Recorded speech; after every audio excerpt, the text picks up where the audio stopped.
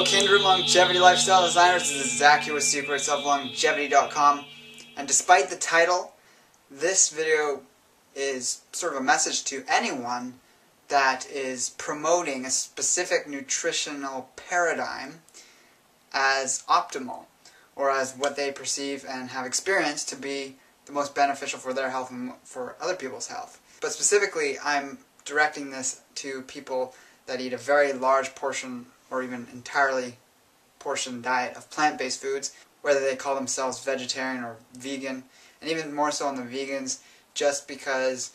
having been one for a moderate amount of time and gone back and forth at certain times between vegetarianism and veganism by the strict definitions of them, I just get sort of sick and tired of hearing the same arguments put forward by these people when in conversation or debate with people that talk more about the higher protein or animal-based protein diets. And as a person that consumes a very high plant-based diet myself, is more of a message to help people narrow and hone their skills for talking about this with other people, because I think it's very important just to examine your own motives for consuming a set specific diet, and also to make sure that that's in alignment with what's optimal in the long run and for your ultimate health. Now, different people come into what we could call a very high plant-based diet for a variety of reasons, and I'm going to stress that the ultimate reason should be, or overarching reason you could say, is for longevity and health. And a lot of people, unfortunately in my opinion, come into it with sort of the animal rights activism or the planetary health activism. And by all means, those are fantastic points to take in and understand fully. But it's also detrimental in the sense that you're not really understanding the health side of it, and those points that you're focusing on should really be the backup and addition to the main points about health. Because what people see in people who are very strict and set in their dietary ways, yet they aren't able to prove or show that it is benefiting their health, they're looking down on people that are harming themselves by doing things incorrectly, or them not understanding what it is they're doing and how it is beneficial for them. And furthermore, if you're to convince anyone to adopt a healthier lifestyle that includes more plant foods in their diet, you're going to have to convince them with health. Some people will make the changes to their lifestyle just from the points about or animal rights and benefits to the planet, but no person with self-worth and respect for their own health is going to harm their own health for the benefit of an animal or the planet at large, because we have what are known as hierarchy of needs, and this is Maslow's hierarchy of needs, and the very base of this pyramid, you could say, is the basic needs to survive. And if you don't have those in alignment, then the next needs above it aren't stable enough, and you'll end up falling back on getting those basic needs into proper alignment first. So when someone is convinced that they need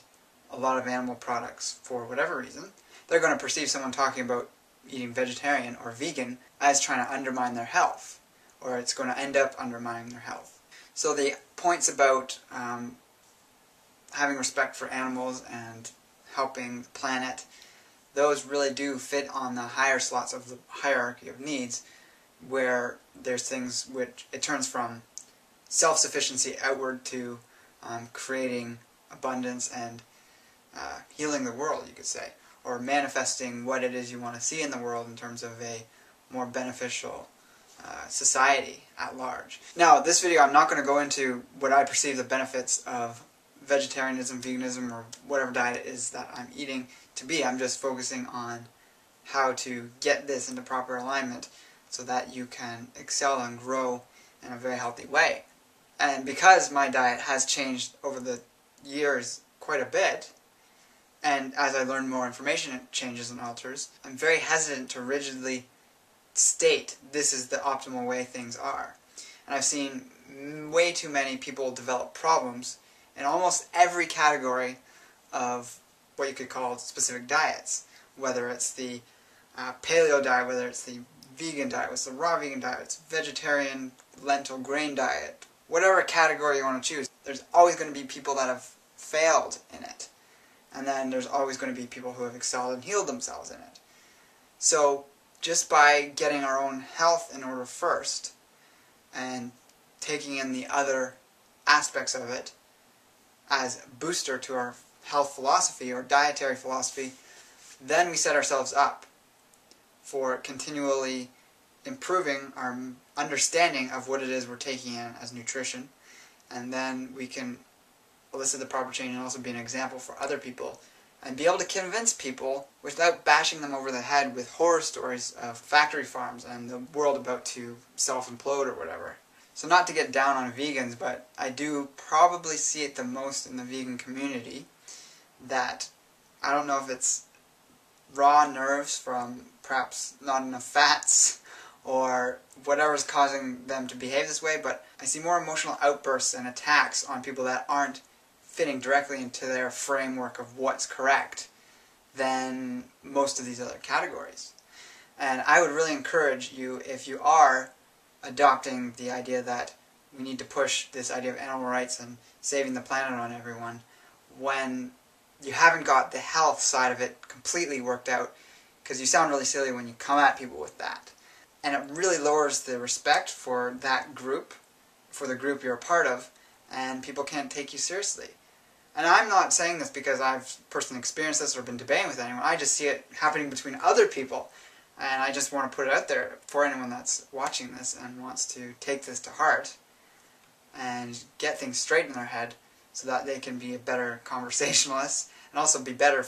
at recognizing what's going on in their own body. And if they're having emotional outbursts and getting too caught up in the identity construct of a specific diet, then perhaps you have to take a good look at why it is you're doing this, why you need to be recognized in this way, what emotions are surrounding this. Is there an attempt to get approval and be accepted into a group due to this choice? So that's just a bit of food for thought. Hope you are well, take care, and embrace life without limits.